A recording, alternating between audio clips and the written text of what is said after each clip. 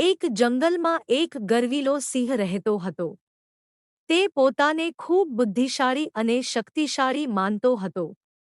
જંગલમાં બધા પ્રાણીઓ તેને ડરતા હતા, પણ એક વાંદરો મજાકિયા સ્વભાવનો હતો અને સિંહને તેની ચતુરાઈથી હંમેશા મુશ્કેલીમાં મૂકી દેતો.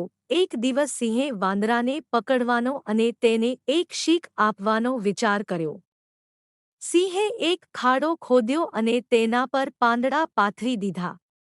પછી તે વાંદરાને બોલાવીને કહ્યું, હું જાણું છું કે તું ખૂબ હોશિયાર છે, પણ શું તું મારા કરતાં ઝડપી કૂદી શકીશ? વાંદરાએ આ વિચારીને કહ્યું, હા, પણ તું પહેલી કૂદ. સિંહે વિચાર્યું કે હું વાંદરાને હરાવીશ અને ખાડા પર કૂદવા ગયો.